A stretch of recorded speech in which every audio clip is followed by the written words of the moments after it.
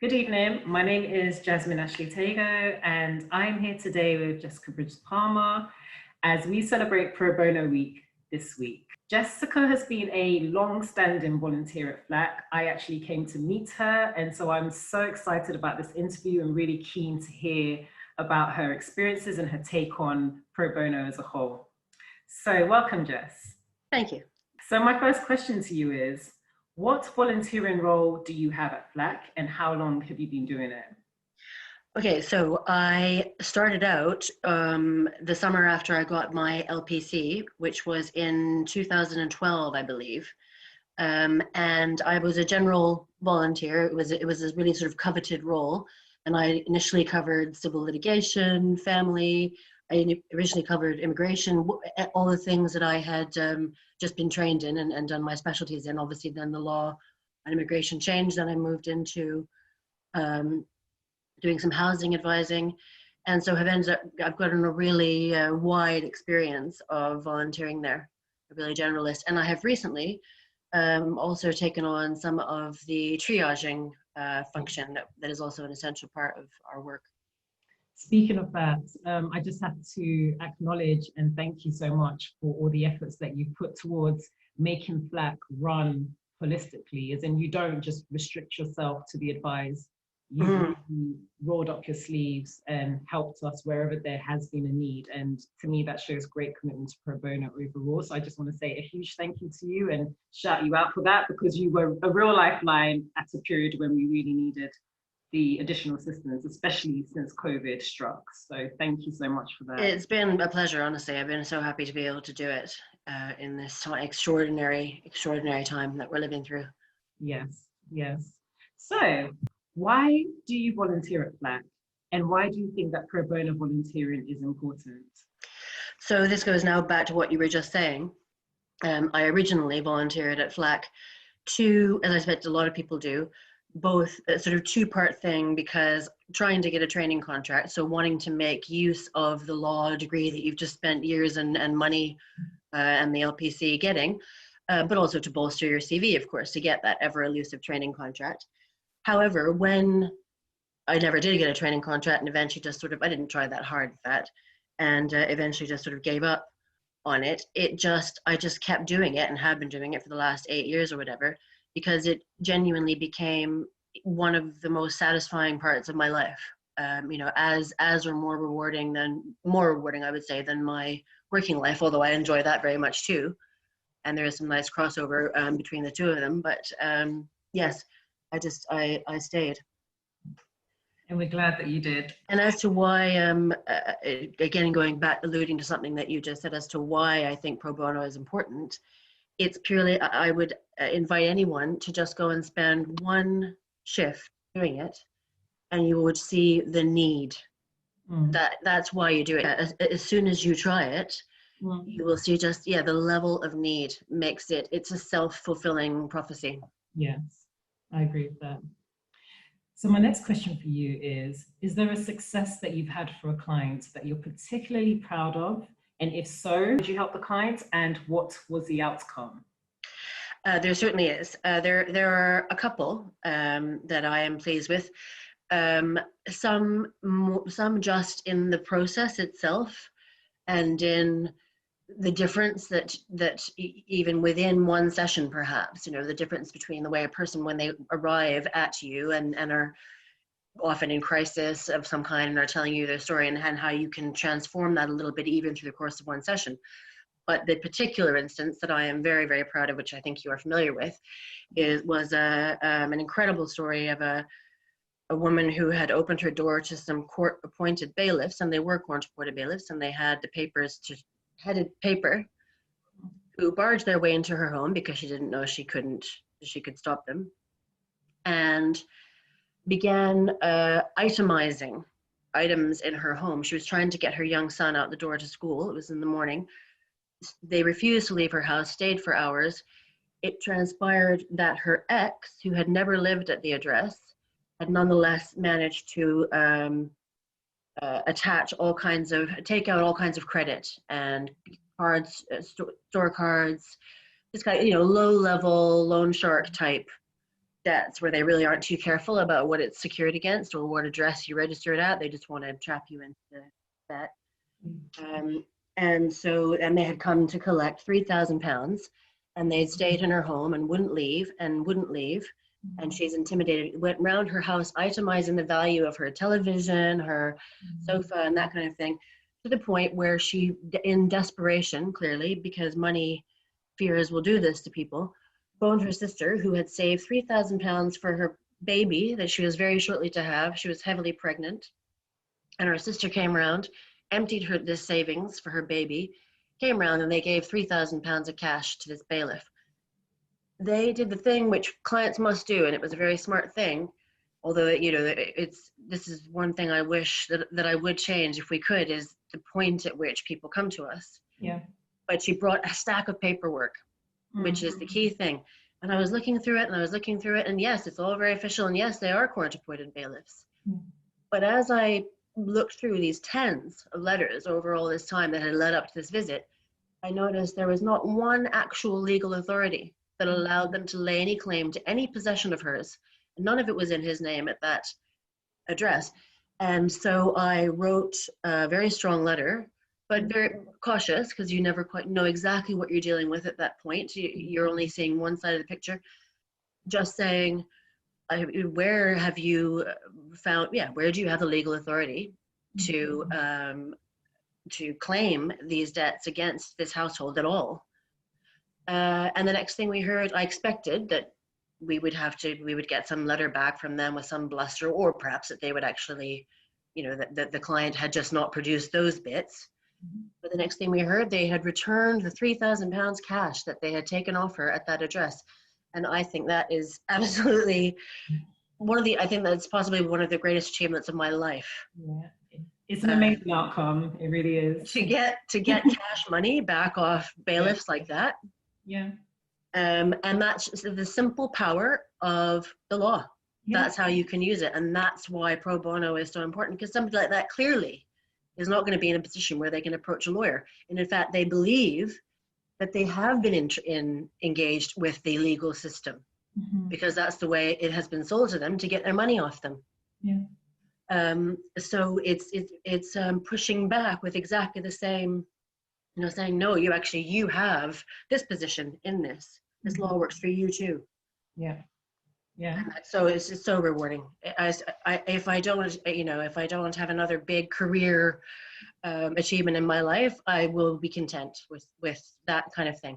Yeah, it's a huge achievement, and we often see and we often hear the impact that is made in clients' lives. Clients come back to us and they express so much gratitude.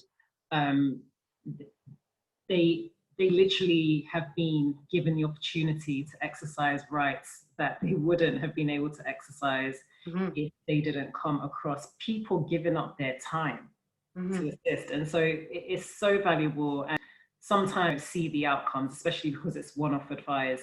But those of us in the background, those of us that see the feedback, we're very much aware that you are very valued for what you do, and you make a huge difference in people's lives. So my next question is, what's your favorite part of volunteering at FLAC? It probably, overlaps with some of what you've already said, but what is your favorite part of volunteering with FLAC? Obviously wins like that. But actually, I think it's sometimes you see, after just a conversation with someone and after just explaining, particularly in, for example, family law situations, or civil lit to a lesser extent, like that kind of thing, where you see someone's whole demeanor and anxiety level and everything change through the course of the conversation. People will only have come to us when at their end of their tether. But then to be able to unpick that crisis that they're in and at least break it down into what it actually is, even just to start to untangle that, and to see the relief in someone's face and body when they leave. Agreed. So my next question is, from your experience, if you could change one thing to improve access to justice for people in the communities FLAC serves, what would it be? I sort of try to think and get creative about this one, but I have to say it's funding. The court system, since all the changes in legal aid and things, I think, has really tried to adapt all the materials that it provides online and that kind of thing, really tried to make it plainer English, more accessible, but the processes are still just inscrutable. People cannot, you just cannot navigate a system like that, hundreds years old.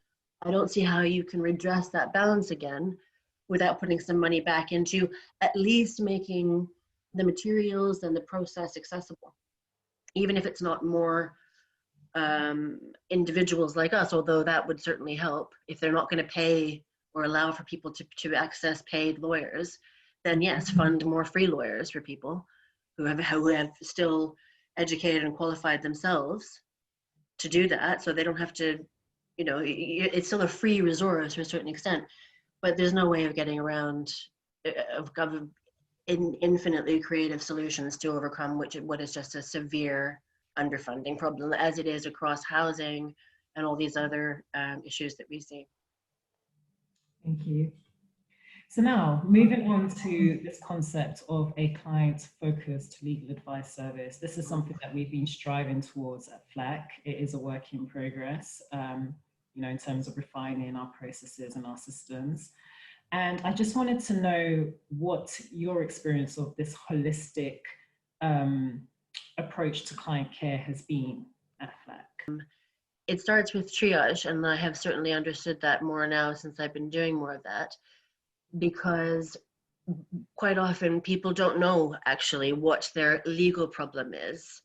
They have what may be actually a very personal or and a very emotional. So for example, something like housing, or the frequent intersection between family and housing issues, or housing and debt issues. And so quite often you're actually looking at a person's situation rather than a difficult a legal problem or a paralegal problem. And so the first thing you're doing is unpicking their situation and what their actual biggest fears and problems are within it. So the first stage is the looking at that person as a whole being in their situation, and then starting to tease out through conversation and through all the skills that you learned in interviewing and actually the elements that you're dealing with. And then quite frequently, as you also find very much in the other parts of in the criminal justice system, but also in the healthcare system, in the other parts of the system that you're dealing with, you find that it's actually something more like counseling, perhaps, that they're looking for. And we're not counselors, and we are not qualified to offer that. All we can do is try and build that human aspect into exactly this that I'm talking about, that first kind of teasing out what's really going on with that person, and approaching them, as a being. And my final question for you is, what advice would you give to someone with an interest in volunteering at FLAC or another legal advice clinic? So first of all, I would say about their motivation. So I think what they get out of it will be very different depending on why they're doing it and what they want to get out of it. And equally, in accordance with that, their motivation may also affect how particularly, as I say, the kind of crisis approaches that we get affect them. And for all the joys and rewards of pro bono advising, it does take a lot of resilience personally, and you have to rebuild that yourself. And some of it you get from the pleasures of the pro bono itself and the rewards of it. But some of it is what you're trying to be, to teach the people that you teach, help, support, structure, demonstrate through the demonstration effect, be the thing of how you are maintaining boundaries, how you are dealing with their problem in manageable chunks, how you've broken it down into that.